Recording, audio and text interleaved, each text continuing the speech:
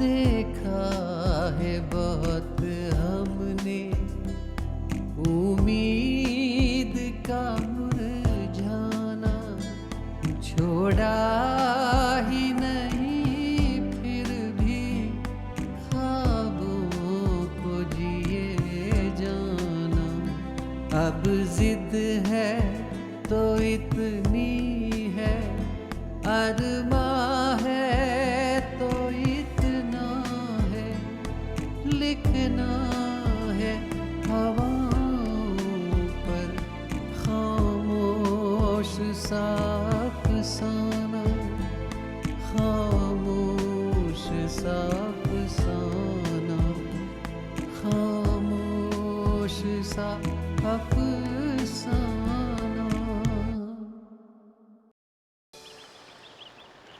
भला कर तेरा भला होगा और दरवेश की सदा क्या है। ऐ शाबाश, आओ वाणी आओ, ये दोनों तुम्हारी ही राह तक रहे थे। हाँ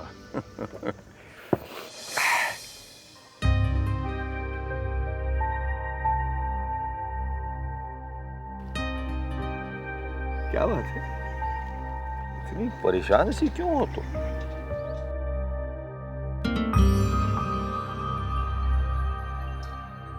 चुप क्यों हो? तुमने आज तक कोई बात हुसैन बाबा से छुपा ली क्या है? वो बताओ तो सही, बात क्या है?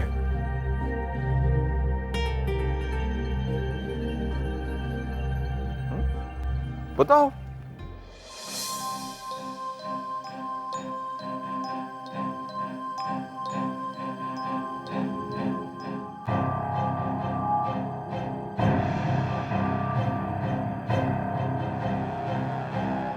हार गए बाबा, हम हार गए।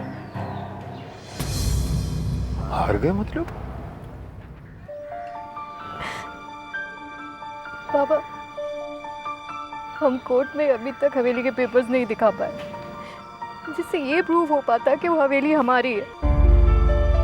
अब जब तक फाइनल डिसीजन नहीं हो जाता, हवेली पर ताला रहेगा और हमें एक हफ्ते में हवेली खाली करनी है बाबा। बस एक हफ्ते में।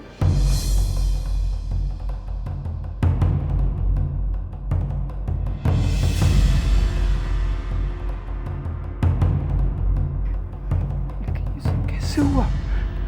शेखावत साहब ने पिछली सुनवाई में ये कहा था कि अब हवेली खाली नहीं करनी।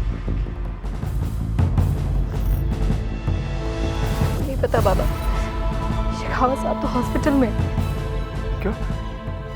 शेखावत साहब अस्पताल में? क्या हुआ? उनका बहुत बुरा एक्सीडेंट हुआ, बस जान ही बची है उनकी। तो उन्होंने अपने ऑफिस से दूसरे वकील को भेजा था। मुझे लगा वो भी शेखावत साहब की तरह एफिशिएंट होगा, लेकिन क्या कर रहा था? उसने जज के सामने कुछ कहा क्यों नहीं? हा? उसने कहा, लेकिन जज साहब ने फैसला सुना दिया और वो भी मान गया। उसने कोई बहस नहीं की। कुछ समझ में नहीं आया बाबा कि कोर्ट में हुआ क्या। तुमने उस नए वकील से पूछा नहीं कि उसने बहस क्यों नहीं की? हा? पूछा था मैंने उससे। उसने बोला कि जज साहब की बात मानने के अलावा हमारे पास और कोई दूसरा चारा नहीं है। केस खत्म नहीं हुआ है, केस तो चलता रहेगा और जब तक फाइनल डिसीजन नहीं आ जाता तब तक हमें हवेली से बाहर ही रहना पड़ेगा।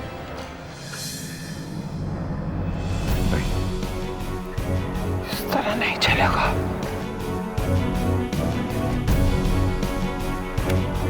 इस तरह तो जिंदगी भर में ये केस लड़ते ही रहेंगे।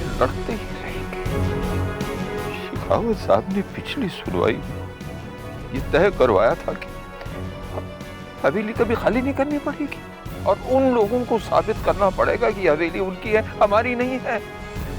अब अचानक इत्तेफाक जज ने ऐसा फैसला कैसे दिया, क्यों दिया? समझ भी नहीं आ रहा बाबा। शेखावत साहब तो हॉस्पिटल में, और वो जो पुराने वाले जज साहब थे ना, उनका ट्रांसफ़र हो गया। शेखावत साहब ने जिस वकील को भेजा लड़ने के लिए, वो तो लड़ने से पहले ही हार मान गया।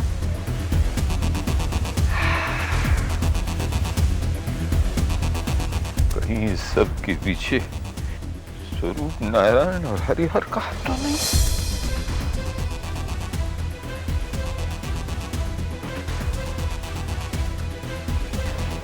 लोग ऐसा कैसे कर सकते हैं?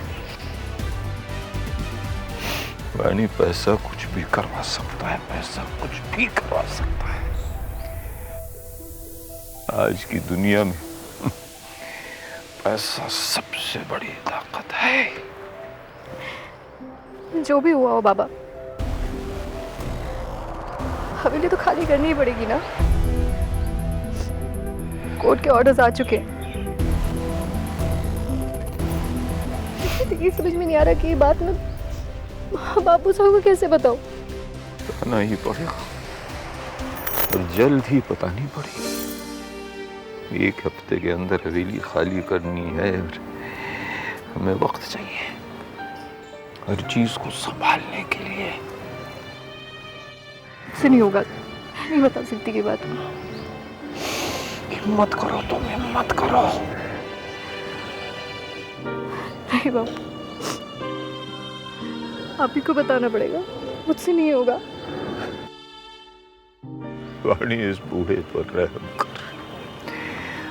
इस बूढ़े हुसैन बाबा पर रहम कर। मैं ये बात उन्हें बता नहीं पाऊंगा। तूने इन नेक इंसानों का कैसा इम्तिहान लिया है। तू अगर खुशी नहीं दे सकता तो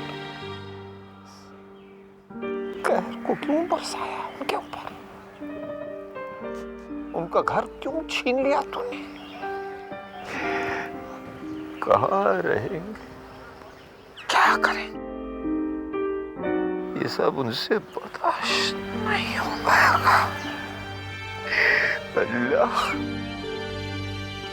रहम कर, रहम कर मेरे अल्लाह, रहम कर।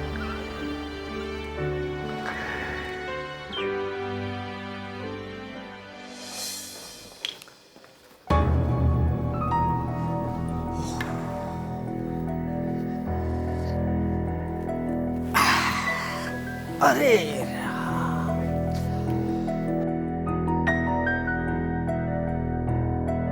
अरे भांजे, ये उखड़े उखड़े लग रहे हो कुछ। क्या बात है, खुश नहीं हो? क्या हुआ? खुश होने जैसा कुछ हुआ है मामा जी? क्यों? इतना पैसा बहाने का क्या फायदा हुआ? हवेली अभी भी हमारे हाथ में नहीं आई। ओ भांजे, तुम्हारे साथ ये बहुत बड़ी समस्या है कि तुम जो है ना, हथेली के ऊपर सरसों उगाना चाहते हो। अरे भाई, कोर्ट कचहरी के काम में थोड़ा वक्त लगता है। हर काम कानून से होता है। अब एक झटके में अचानक अगर फैसला सुना दे तो लोगों को शक पड़ जाएगा, समझे? अब फैसला तो हमारे ही हक में हुआ है? पहली सुनवाई के अंदर वाणी और उसका परिवार हवेली से बाहर, और दूसरी सुनवाई पे हवेली हमारे कब्जे में होगी, समझे? तुम चिंता मत करो, सारी सेटिंग कर दी मैंने। हाँ, बिल्कुल सही कह रहे हैं आप मामा जी। मैं कुछ ज्यादा ही उतावला हो रहा था। आखिर वाणी का परिवार उस हवेली से बाहर हो ही गया है। अब हवेली भी हमारे हाथों में आ ही जाएगी। अरे यही तो मैं कहना चाहता हूँ भांजे। अब हवेली में जब तक वो लोग रह रहे हैं तब तक उसके ऊपर कब्जा करना थोड़ा सा मुश्किल है, और अब हफ्ते भर में हवेली खाली हो जाएगी, और फिर उसके बाद तो आराम से उस हवेली पे हमारा कब्जा होगा, कब्जा, समझे? देखिए मामा जी, ये सब बहुत जल्दी करना पड़ेगा। मैं कहीं वो शेखावत होश में आ गया ना तो लेने के देने ना पड़ जाए। उसकी भी कोई चिंता नहीं है भांजे। अब मुझको पूरा यकीन हो गया है, 100% यकीन हो गया है कि अब तक शेखावत की फीस जो है ना वो अर्जुन ही देता था, वरना उन कंगालों के पास इतने पैसे आए कहां से हैं? और अब जब अर्जुन ने सगाई कहीं और कर ली है तो ऐसे में तो वाणी की वो मदद करने से रहा। और फिर बचा खुचा काम तो हमने केशव कपूर को बता के कर ही दिया है। अब ऐसे में अर्जुन वाणी की मदद नहीं कर पाएगा, और जब मदद नहीं कर पाएगा तो शेखावत के बारे में तो सारा शहर जानता है कि अगर पैसा नहीं मिलता तो वो केस को हाथ तक नहीं लगाता है, समझे? कमाल की शातिर बुद्धि पाई है मामा जी आपने। यानी वो लोग अब चाहे कुछ भी कर लें, वो हवेली हमारे कब्जे में आने से नहीं रोक पाएंगे। वाह। भांजे, अब तुम यूं समझ लो कि वो हवेली तुमने कुछ दिनों के लिए किसी को रहने के लिए दी। हाँ, पुण्य का काम है, पुण्य का पुण्य कमा लिया। मामा जी दिल खुश कर दिया आपने। आज तो पार्टी होनी चाहिए। आज तो आप माँ से कहिए कि कुछ अच्छा सा बनाए। और आप भी बता दीजिए क्या पकना चाहिए आज। अरे भांजे, बनने तो चाहिए 56 भोग, लेकिन दीदी से जाकर कहे कौन? अरे जितना बड़ा झटका वाणी को उसकी हवेली छोड़ने का लगेगा ना, उससे कहीं ज्यादा बड़ा झटका तो तुम्हारी माँ को लगेगा रसोई में जाने के लिए। कौन कहेगा उनसे जाके? बिल्कुल सही कहा मामा जी। अगर माँ का बस चले तो रसोई में कदम रखना तो दूर, नजर उठा के भी ना देखें उधर। लेकिन भांजे एक बात बताऊं, ये खबर सुनकर तो आज दीदी का रसोई प्रवेश तो हो ही जाएगा। जाकर अभी उनको खुशखबरी सुनाता हूँ, देख लेना, खुशी के मारे वही नाचने लग जाएंगे दीदी। हाँ, संभल कर मामा जी, कभी कभी ज्यादा खुशी बर्दाश्त नहीं होती। अरे भांजे, वो हरिहर की बहन है, और हरिहर की बहन का दिल इतना कमजोर नहीं हो सकता कि जरा सी खुशी ना बर्दाश्त कर पाए, समझे? बस तुम अब दावत का इंतजार करो, समझे? हाँ, 56 नहीं 85 भोग आ जाएं तो उसे अपनी किस्मत समझो भांजे, समझे? हाँ।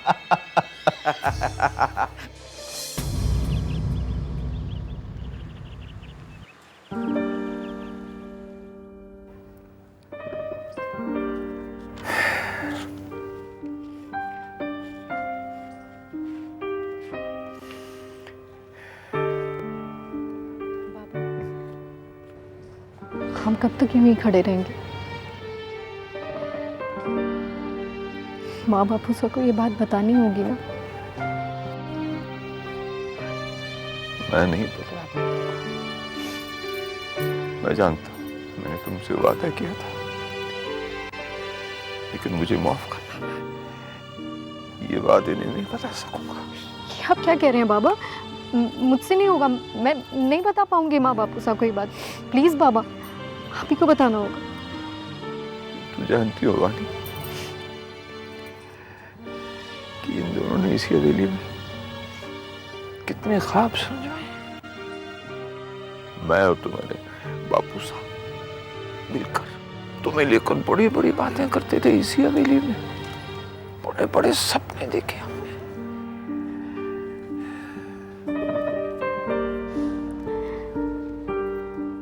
इसीलिए कह रही हूँ बाबा,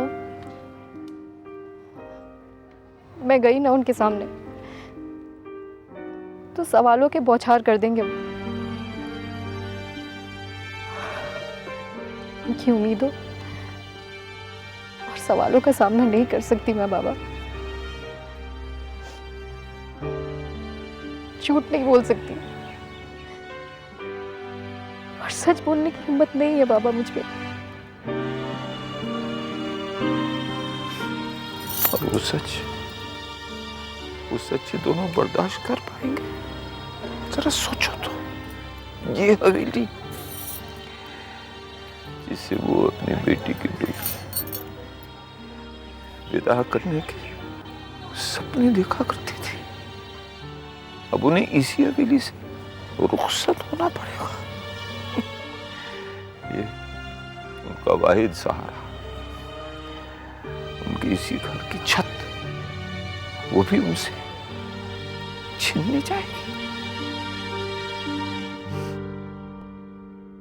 अरे जीजी, अरे ऐसी खुशखबरी लेकर आया हूँ जीजी कि तुम्हारे सर का सारा दर्द फुर्र से उड़ जाएगा। हाँ, और तुम फटाफट उठ के नाचने लग जाओगी। अरे ऐसी कौन सी खबर है? रहने दो भैया, आजकल तो दिन अच्छे नहीं चल रहे हैं। अरे जीजी, दुख भरी खबर सुनने के दिन गए, अब जो आएंगे वो अच्छी खबर लेकर आएंगे।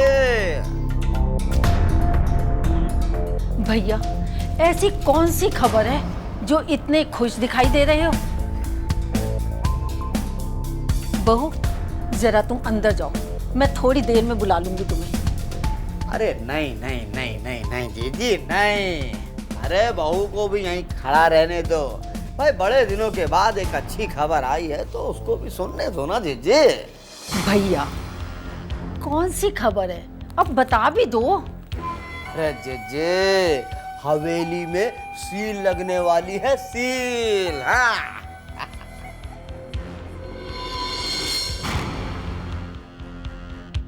सील? भैया ये सील क्या होती है? दुनिया दूध पिए, जूस पिए, तुम मेरा खून पिए जीजी। सील, सील का मतलब कि कोर्ट से नोटिस आया है, बहुत ही जल्द उस हवेली के ऊपर ताला लगने वाला है और वो वाणी और उसका परिवार घर से बाहर। क्या खबर सुनाई है भैया? अरे यही तो बात कह रहा हूँ, इतनी देर से समझी नहीं आती, सील के चक्कर में लगी पड़ी। यानी कि हम केस जीत गए? हाँ जीजी, अभी तो उनको हवेली से बाहर निकाल के आधा ही जीता है। बहुत ही जल्द हवेली पे हमारा कब्जा भी हो जाएगा जीजी। हवेली पे कब्जा। यानी काका साहब के परिवार को वो हवेली खाली करनी पड़ेगी, लेकिन वो लोग जाएंगे कहाँ? अरे हमारी बला से जहन्नुम में जाए, हमें क्या लेना देना? और क्या, सालों से उस हवेली को हासिल करने का हमारा सपना जल्द ही पूरा होने जा रहा है।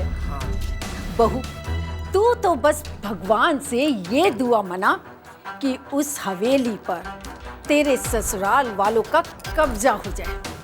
अगर ऐसा हो गया ना तो मैं तुझे हीरो का हार बनवा कर दूंगी।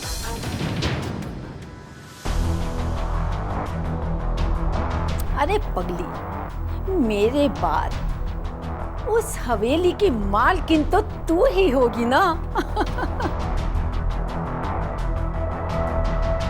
हाँ, इसीलिए तो कहता हूँ कि मालकिन की तरह रहा करो, समझे? और हाँ, वो लोग जो रिश्तेदार हैं ना तुम्हारे, वो दूर के हैं। असली रिश्ता तुम्हारा बहू इस घर से है, यहाँ से है, इसलिए यहाँ के बारे में सोचा करो। हाँ? वो 2 कौड़ी की वैशाली मुझे यहाँ मेरे घर में सुनाकर गई थी ना कि मैं तुम्हें उस हवेली में घुसने नहीं दूंगी। और अब मैं उसे उस हवेली से बाहर निकालूंगी ना, तब समझ में आएगा। हमारे कब्जे में हो जाए, फिर मैं उसे वहां कदम नहीं रखने दूंगी।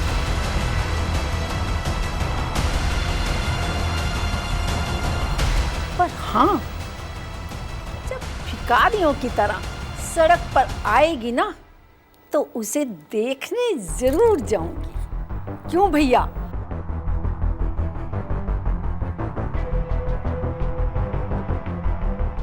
आखिर वो नजारा किसी नजारे से कम थोड़ी ना होगा।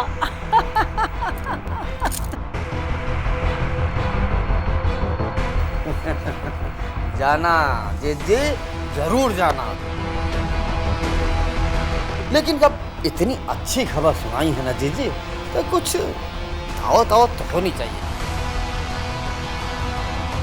मैं नहीं कह रहा हूँ, ये रंजीत ने कहा है कि जीजी से कहो कि कम से कम 56 भोग बनने चाहिए अब घर में। 56 को? हैं? रंजीत का तो दिमाग खराब हो गया है। यही तो मैं भी उससे कह रहा था। अरे इतने भोग बनाएगा कौन? मुझे क्या पता। पर हाँ, दावत जरूर होगी, ये पक्का वादा है। हैं?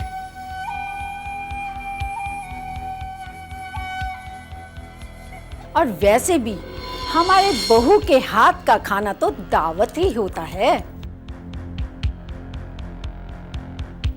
भाई रोजाना 3-4 चीजें बनाती है, 4-5 चीजें और बना लेगी। क्यों बहू? आप बता दीजिए, मैं बना दूंगी।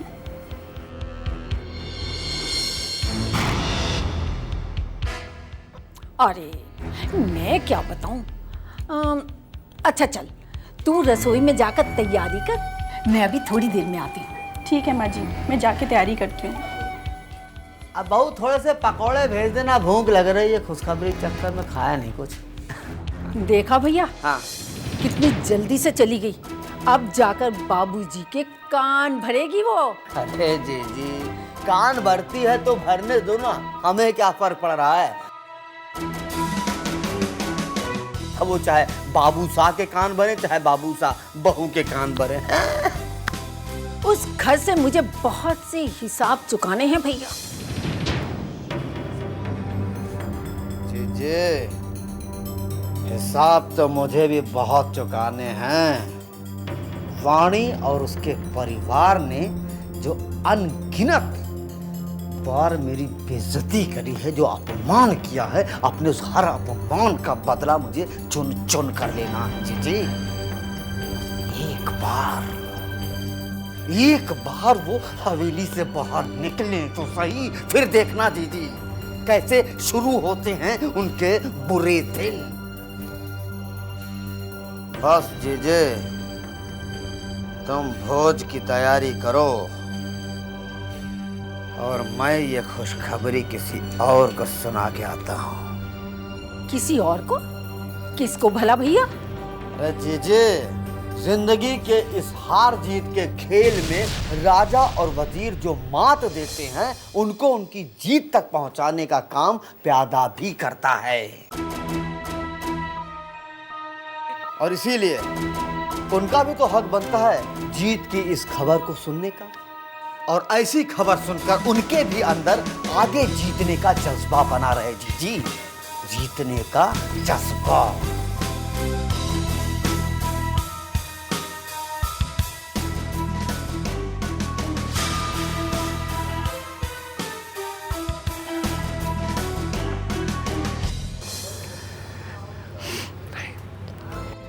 ये बात मैं उन्हें नहीं बता पाऊंगा। वाणी, मैं अपने जज्बात के सामने मजबूर हूं।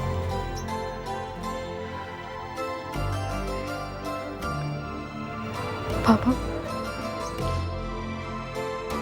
ऐसे वक्त में सिर्फ आप हैं जो हमें संभाल सकते हैं। मैं जानती हूँ ये बात सुन के वो टूट जाएंगे। सिर्फ आप है बाबा जो उन्हें समझा सकते हैं, संभाल सकते हैं। और बापू साहब तो आपसे अपना हर सुख दुख बांटते आए हैं ना, वो आपकी बात जरूर समझेंगे। ऐसे वक्त में आपके सिवा किसी और पर भरोसा नहीं कर सकती बाबा। प्लीज, आपको ये बात बतानी होगी उन्हें।